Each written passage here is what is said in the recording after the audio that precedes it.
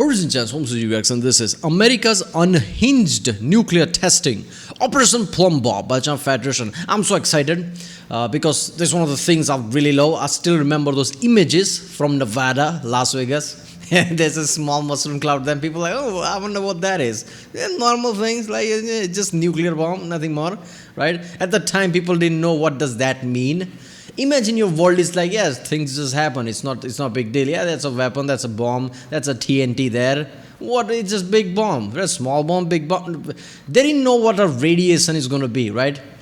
If they knew what we know right now, they would panic with all the radiation shit. If you see a nuclear bomb right now, you would run away, right? There are games, video games, which shows that panic factor. They see a mushroom cloud and the first panic isn't that, oh, we're going to be hit by that. It's like we're going to be hit with radiation and shit. If you know anything about nuclear bomb, the biggest issue is the radiation. Because the impact, first of all, sudden impact area is very small. Vaporize the end, just like even your shadow becomes something black, right? And then there is like a shock wave, which is the next level. Again, it's like very small area compared to the nuclear fallout. Nuclear fallout is much bigger. That's one of the most effed up thing. Slow, painful death, right? There are even instances of like somebody going to Chernobyl. What is that? Elephant foot? And like just like horrifying deaths. So nuclear radiation is really effed up. People didn't know that. You just oh, look at that mushroom cloud. I can just see it from here because it's just there. Few like what? Barely a mile away or something. That is insanity. And obviously, I'm pretty sure like there are some data. I don't know if that's like proper accurate or not. I'm pretty sure I watched from real life. I watched so many videos like it's like all accumulated here. But I'm pretty sure there are data where the nuclear testing happened. There are cancer cases and things are higher. Like obviously connection. Come on. So it's gonna be interesting. Let's watch it.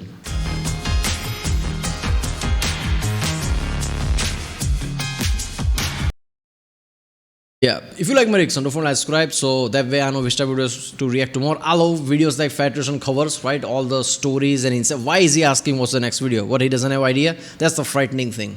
I'll look for Federation videos like all the badass stories that feels ridiculous but it's real. I always Google them after doing the reaction, like all the trying to like see all the details and things, and I'm what the hell, like why is Hollywood not making that? Some of them, right? What is a hacksaw ridge and things like that? They do that, right?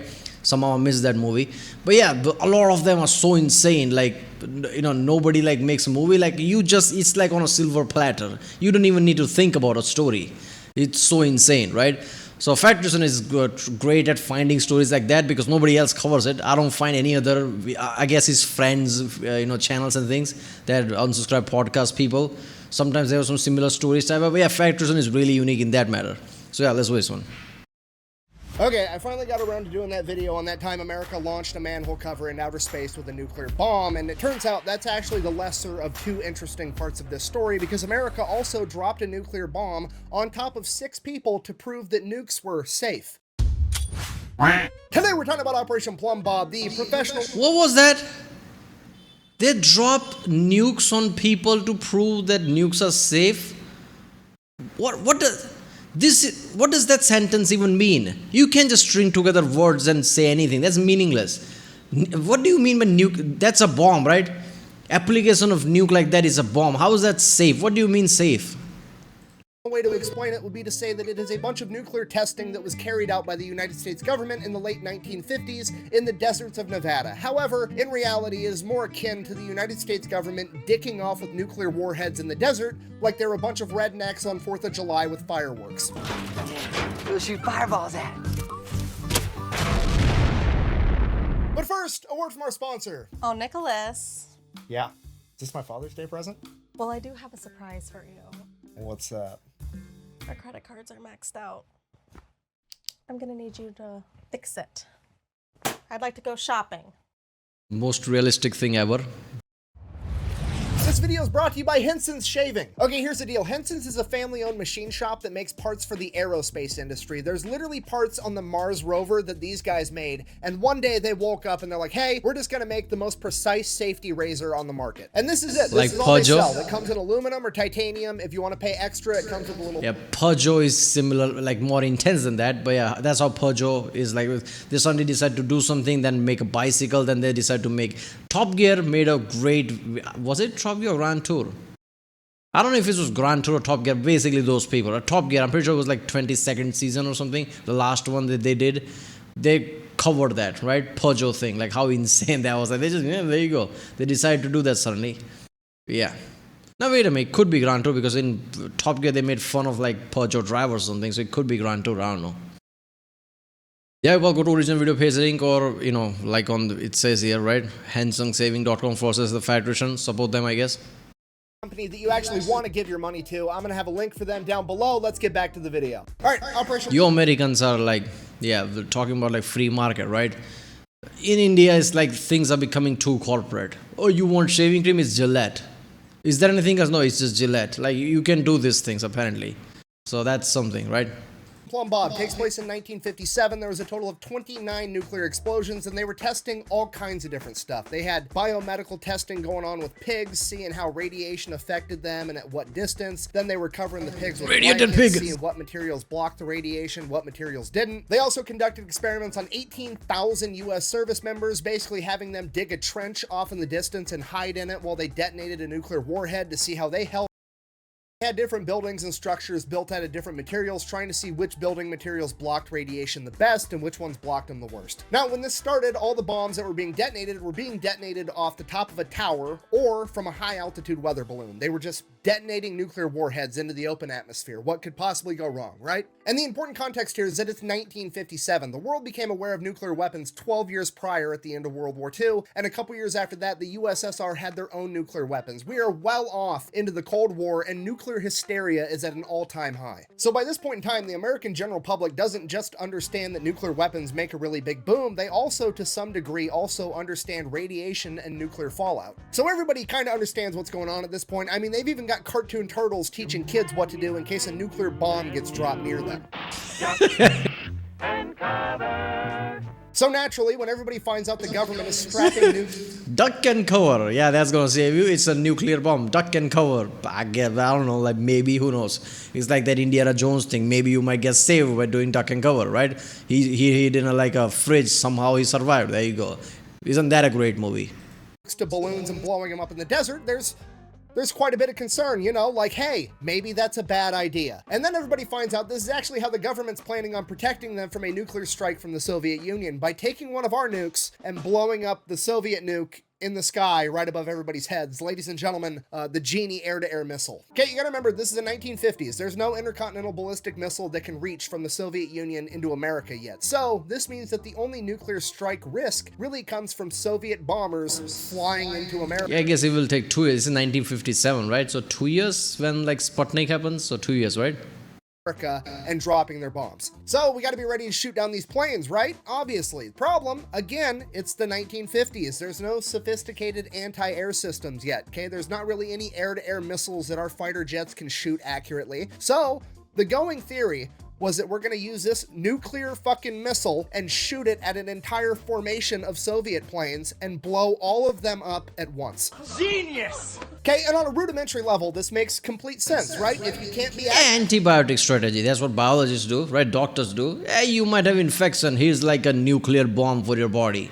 It will destroy everything, even your gut bacteria, but yeah, we have nothing else, there you go. Accurate, you increase the margin of error. If you're not good with shooting a pistol, maybe grab a shotgun, it's easier to hit your target. However, what they've went and done with the Genie missile might be a little bit of overkill, because what they've essentially said is, well, I'm not very accurate with air-to-air missiles for shooting down planes, so instead I've opted to create a spawn point for the fucking sun. So naturally, now everybody's absolutely terrified, and the government's like, guys, calm down. It's going to be completely fine. There's no... You know what?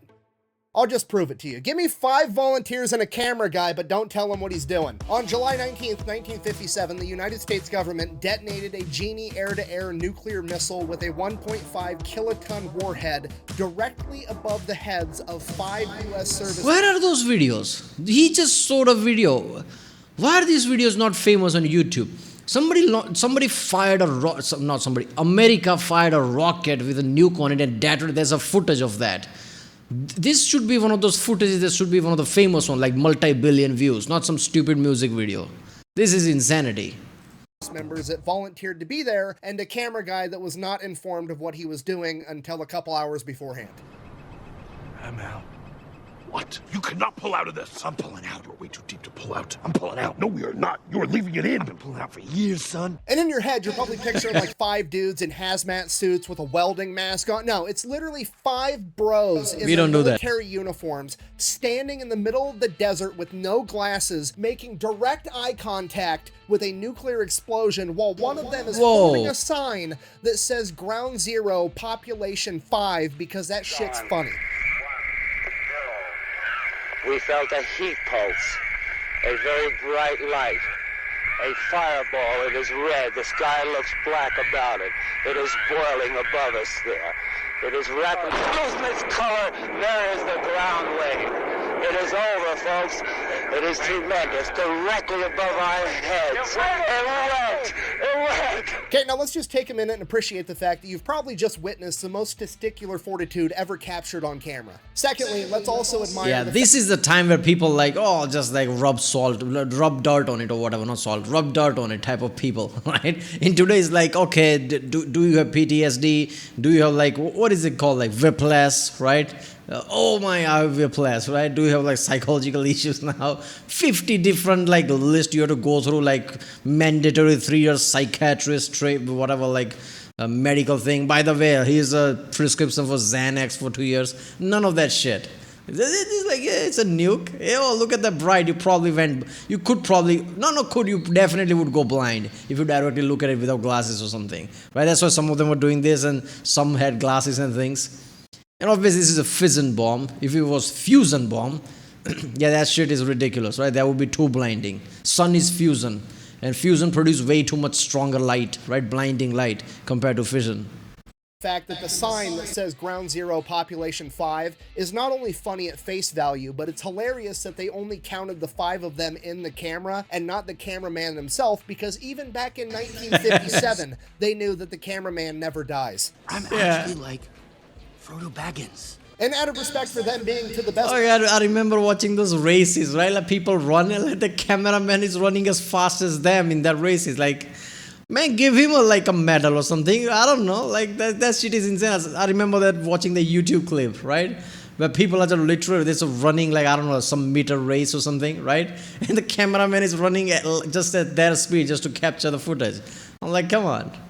Of my knowledge, the only 6 people that have ever volunteered to have a nuclear warhead dropped directly above their foreheads. I'm going to go ahead and read their names off. The cameraman's name is George Yoshitake, and the 5 service members are as follows: Colonel Sidney Bruce, Lieutenant Colonel Frank Ball, Major John Hughes, Major Norman Bodinger, and Don Luttrell. Apparently the cameraman, Mr. Yoshitake, had filmed a bunch of other nuclear tests in the past, and he thought that this was going to be no different than all the other ones, you know, where he's miles and miles away just filming a mushroom. Yeah, he has a rad boy perk, right? That Fallout perk. Where you don't get radiation from anything, he has that perk. Cloud, and he didn't know that they were going to be dropping the bomb directly above him until like a couple hours beforehand, and he was already there. After arriving to the test site, he was briefed on what was going to go down, and according to him, he was pretty much completely unfazed. He did not care at all, and he was 100% game to partake in this experiment, which I think we can all agree is gangster as fuck. This is what I picture. What did you picture? I walk in there like a fucking gangster. And then he goes on to live a normal life. It's sad that that movie was never released, right? At least in like theaters, like because North Korea was pissed off. I watched that movie obviously, but yeah, never in theater. Like that's effed up. It even had like Eminem interview, like that was a big deal around that time, because he never usually does anything in movie or even actual interview around that time. Nowadays I don't know much about that, but yeah, at the time. So that was insanity. Like, you know, Sony Entertainment just like got, you know, they don't have any balls. They couldn't like, okay, fuck you, it's a movie. We spent money into it, we're gonna release it, I don't care. But they got scared. Until he passed away in 2013 at the age of 84. And the other 5 service members that were also involved in this experiment all lived full, happy lives. As far as I could tell, the youngest any of them passed away was 71, and the rest of them all lived into their 70s. And while it's great that they were all okay, the PR stunt itself wasn't really that effective because the general public wasn't swayed very much by it. They still wanted them to stop blowing up nuclear bombs all the time. So finally, the US government's like, fine, we'll stop blowing up so many bombs in the desert. And the American people are like, and above the desert in the atmosphere. Okay, fine. And above the desert in the atmosphere. And in the ocean. Fine, we won't We won't detonate nuclear bombs in the ocean either. And that is the story of how In space too? No, you never said that. Yeah, we're gonna do something about the space and the moon thing. There you go. This is like, this is so good, man. I'm not gonna lie. This is so good, right? Like they actually lived like full life. So obviously that didn't affect much. But yeah, this is, you know what, those conservative videos, like those Republicans you always see, like they're trying to make normal, like, oh, by the way, I just opened a restaurant where everybody has to have a gun. Trying to normalize guns, like it's a weapon. I get it, you like gun, have your gun, Second Amendment, great.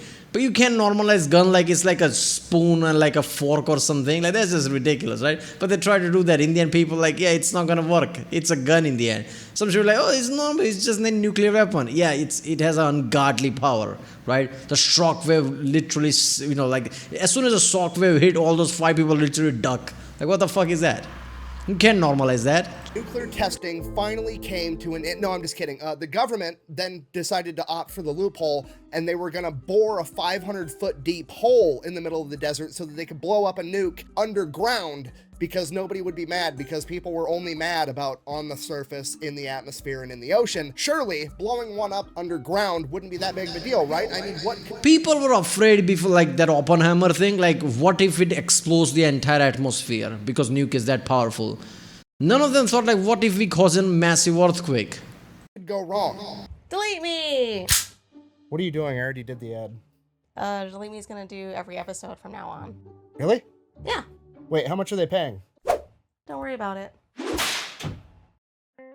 Anyways, you guys know the deal by now. It's pretty straightforward. You give Delete Me money, they turn around and they make sure the data brokers on the internet aren't selling your personal information, and after they get it all taken down initially, they continue to monitor it and make sure nobody else starts selling it in the future. All of that. Won't Henson saving be pissed off like doing 2 promos on, right? I don't know. I don't know how that works.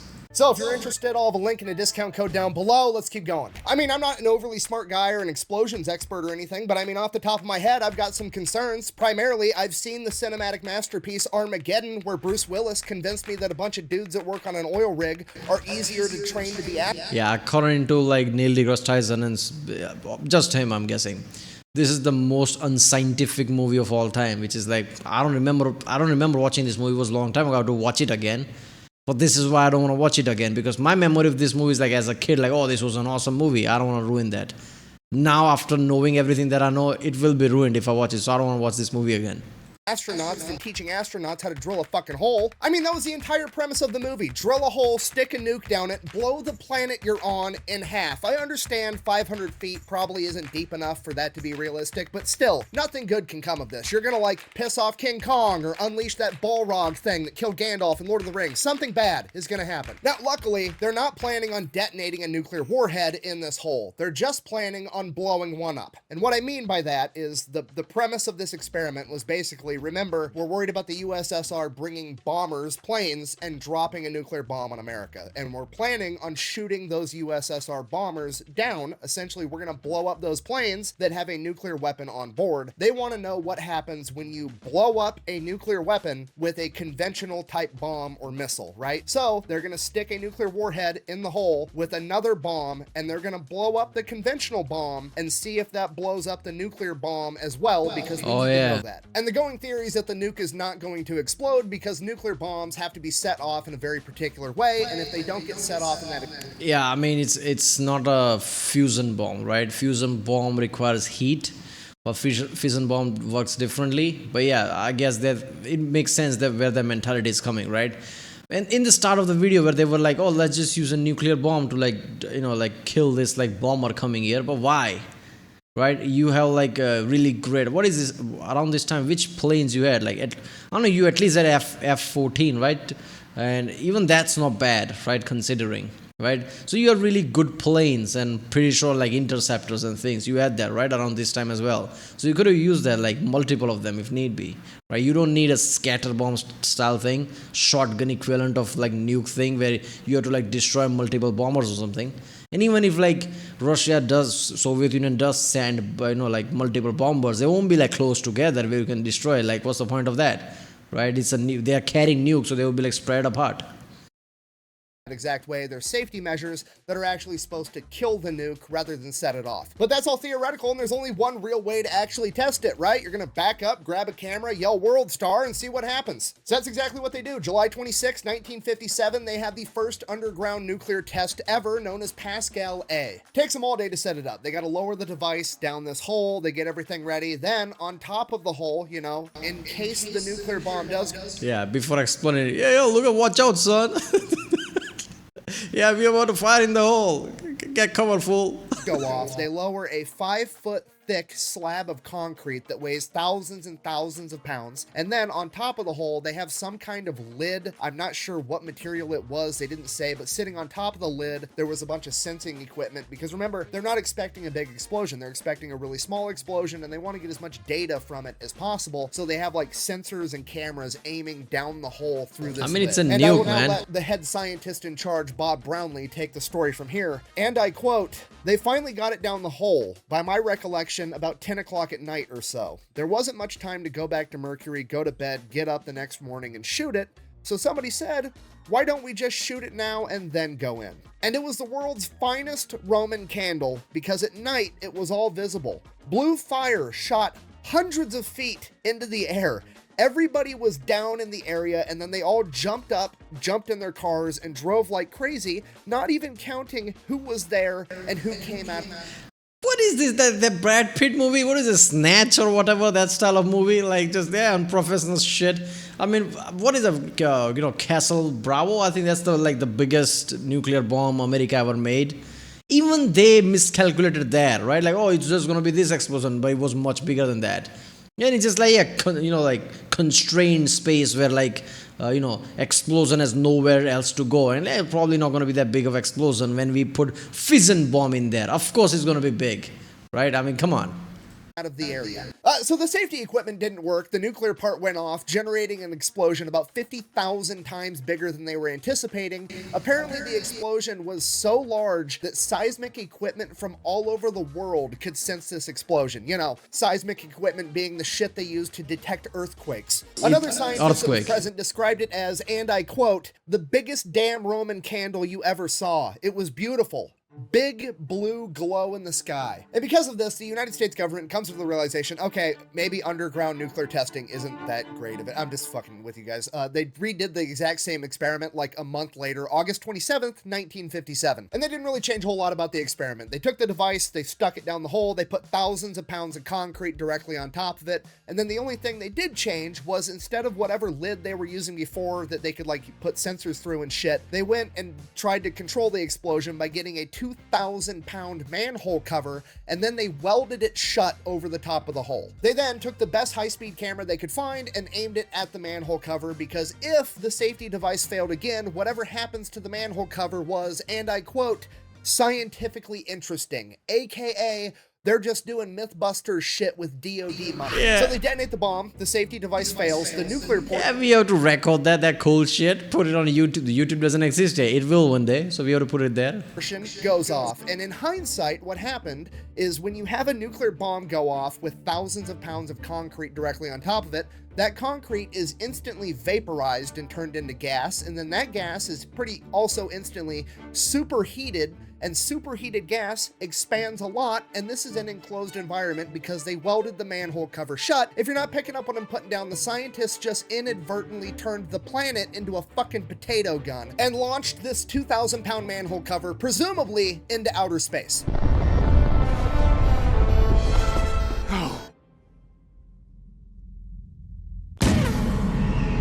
So all the scientists being Yeah, they failed physics really bad, right?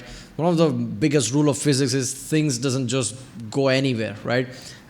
Things just don't disappear. You can calculate everything to the last point, right? Like where things are going. You can't just constrain everything thinking oh, it will just short itself, no, it's gonna explode, right? It's gonna bubble up and explode, which is fucking what happened here. But things don't just disappear, right? If you're gonna create explosion and trap it, that will just gurgle up and become even more intense, and there you go. Bros start asking the question that everybody wants the answer to. How fast do you think that manhole cover was going? So they go to the high-speed camera. Okay, this camera is taking 1 frame per 1,000th of a second. Okay, it's a lot of fucking pictures. The manhole cover You can't find it? appears in one singular frame, and that is it. So because it was only captured by a single frame and not multiple frames, they can't calculate how far it was traveling over a period of time, so all they can calculate is the minimum speed that it would have to be going to only be captured by a single frame in the span of the camera shot. And the calculation they came up with was that manhole cover was moving at least 150,000 miles an hour. That is Mach 195. It is 195 times faster than the speed of sound. And the best part about all this is that this happened prior to Sputnik 1, meaning that if this manhole cover made it into outer space, it was the first man-made object to ever make it into outer space. Buh! It didn't make it into outer space. It would have burnt up in the atmosphere just like meteorites do. Buh! Oh shit, you're right. I completely forgot that every single meteorite that's ever come into the Earth's atmosphere is burnt up completely and never actually makes it to the ground. I'll be right back. I've got to go tell all the dinosaurs to stand up and quit being babies, because clearly they're exaggerating. Well, hold up there. That's like what is it? Cast iron? What was the manhole cover? Right? Was it a concrete, cast iron? What was that? Because this is cast iron, there is a chance it probably survived, right? I mean, concrete, I don't know, man, right? But even then, like chunks of it would basically make it. Yeah, I don't know. I mean, clearly it was captured in a frame, so it was intact there. So burning up through the atmosphere, I think some of it, like especially if it's cast iron, it would have made through, right? So yeah, it is true. It probably would be the first one to ever be in space.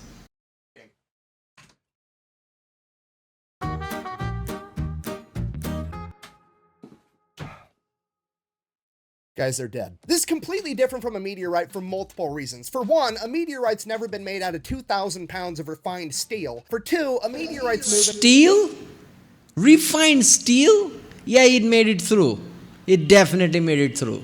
At about 30,000 miles an hour when it collides with the Earth's atmosphere. This thing's moving at 150,000 miles an hour, and space is only 62 miles up, okay? This thing made it to outer space in a second. Even friction was like, what the fuck was that? Thirdly, the collision with the atmosphere is nothing like a meteorite, right? A meteorite is a rock traveling through the vacuum of outer space with no other forces acting upon it, and it collides with Earth's atmosphere, and then it gets slowed down and it gets burnt up, okay? The manhole cover isn't just moving at 150,000 miles an hour through the atmosphere. It is being propelled by a channeled nuclear explosion with all of the gases, aka the Yeah, basically like if you were to jump in the water from a certain height, right? And if you like fall flat, you would be hurt, right? But if you do the same speed while being inside the water, you're not going to be hurt the same way, right? So there's many factors go inside there, right?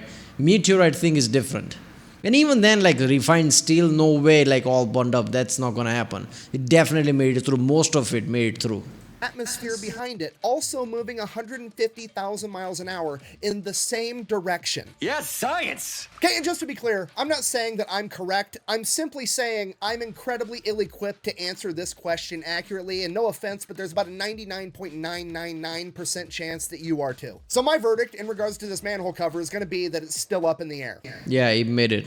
It's a horrible dad joke. I'm sorry. Moving on. Now, fast forward, nuclear testing continued both underground, above ground, and in the atmosphere until 1963, when they signed a treaty with the Soviet Union and Great Britain that the only nuclear testing allowed was going to be underground. Now, fast forward again a couple of decades, and people's concerns over atmospheric nuclear bomb detonations turned out to be 100% legitimate because a ton of people ended up having elevated risks of cancer. Both the 18,000 soldiers that were present at Operation Plumbob had highly elevated likelihoods of developing leukemia and thyroid cancer, as well as thousands of civilians that were living in towns near the test sites. And I know what you're thinking, how come those people got cancer, but the guys that literally stood underneath a nuclear bomb as it was detonated didn't? Well, the way that nuclear radiation works is that it dissipates pretty quickly over like 2 to 3 days, and then it's completely gone. Which is why, like, all the old videos and protocols telling you what to do in case of a nuclear attack always told you, you know, duck and cover from the initial blast wave and then make your way inside and stay inside for like a week. After that, the radiation is decayed enough that it shouldn't hurt you. So the guys that were exposed to that bomb directly overhead were exposed to it for presumably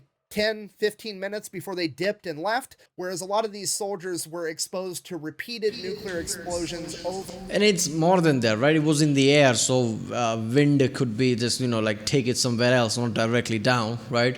While this Plumbob operation was underground, so when it came out, it's just all there, right? As soon as it come out, it's like where these people are. And yeah, wartime exposure, that's the worst thing, right? So yeah, I don't know. Yeah, ionizing radiation, of course, is gonna cancer basically is something cell inside of you decides, not decides, basically decides screw you, I'm gonna do my own thing and basically do what cell does, which is multiply. That's the whole problem, right? Ionized radiation intensifies that. Obviously, it makes sense, right? It breaks apart and everything. So yeah, it will basically encourage that process. Over and over again, or these towns, the explosions would go up into the atmosphere and the radiation would be caught in the wind, and it would just carpet these towns with radiation for days over and over and over again over the course of years, hundreds of nuclear detonations exposing these people to radiation. Now, fast forward like 3 decades to 1990, the United States government, with its infinite charity and outstanding moral compass, finally decides that they're going to pass the Radiation Exposure Compensation Act, where they're going to pay these people that were wrongfully exposed to radiation due to their negligence. If you got cancer and you could prove that it was because of them, they would go ahead and they would give you $75,000 in one lump sum if you were a soldier on How are you going to prove that? Or if you were an innocent civilian just living your life in a town miles and miles away, they would give you $50,000. There's no other legal course that you could take. You can't sue them for more. You can't reject it. Just, here's what I'm going to give you. Fuck off. Wow, that sounds like a really good deal. How about I give you the finger? Okay, just so we're on the same page with this. Oh, the US government can do that? I'm pretty sure law is separate from the government itself, right? US government can just claim that we're gonna just give you this money, you can't sue us. That's up to Supreme Court and court justice system, right? And individual rights, well, government can just say, oh, you can't sue us. No, that's the new law, I guess. I don't know. So I'm guessing, Congress can pass something like that. So yeah, I guess it makes sense. United States government takes your tax money, whether you want them to or not. You don't get an option. They're taking your money, okay? They then turned that money into radiation that they used to poison Americans with and give them cancer. Then, 30 years after the fact, they decided, you know what? We should make things right by giving the people that survived this long and can actually prove it was our fault, we'll give them 50 grand.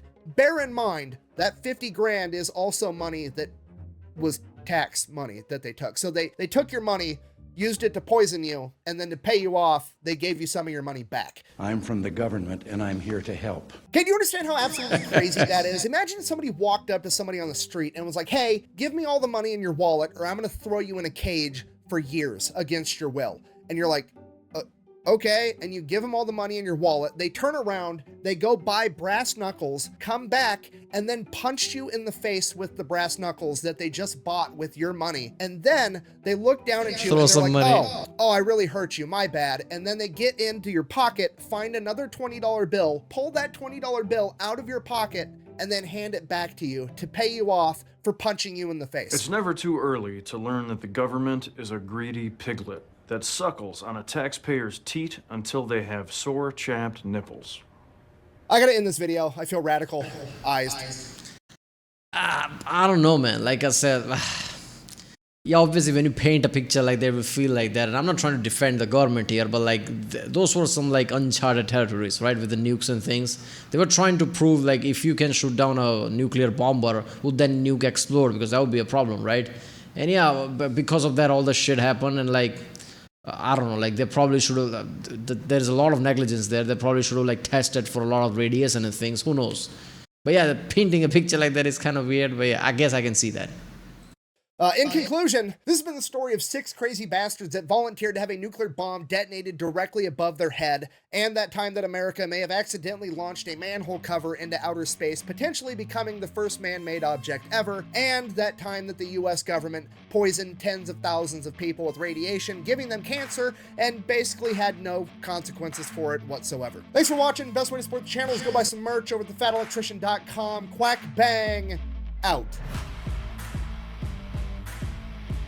Government giving people cancer with 0 consequences while trying to tell me I can't drink raw milk. I don't even want to drink raw milk. I'm just mad they think they can tell me I can't. What do you mean they tell you you can't? Drink raw milk, who's gonna stop you? Like have a cow farm or whatever, like a dairy farm. Drink raw milk. They're not gonna stop you or anything, right? But they just tell you don't do that type of way, right? I mean, if they physically stop you, that's some insanity there. I don't know. Or maybe sue you if you drink that, like, that was illegal, I'm gonna put you in jail. That would be insane. But yeah, raw milk is like, for your own safety, you can get a lot of disease that from cow and whatever the shit. And yeah, consequently, like I said, I don't defend the government. They should have checked a lot of things. There shouldn't have been negligence. They should have checked, like, there might be issues, or warned the people in the towns over there, like, there might be unforeseen consequences. But what we are doing right now is necessary because, yeah, Soviet Union, like Cold War, we need to do this, survival, whatever, right? So I can see why government had to do all these things to see the effect. Like if we shoot down a bomb, or what if that explodes? Like let's say that there's a bomber near New York. They shoot down this bomber and that explodes on top of New York, basically causing issues in the first place. So they had to do all this shit.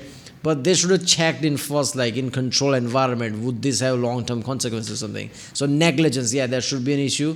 It should have been addressed, right?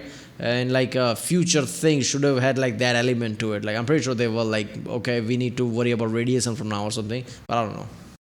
But yeah. Alright, well, that was America's unhinged nuclear testing. Operation Plumbob as a federation. I still remember that image. Even if I turn 80, I will remember that image of people just looking in like from Las Vegas, and then in the desert there's like a mushroom cloud, like this is normal everyday shit. There you go. Right, if you like my reason, don't forget to subscribe, and I'll see you next time.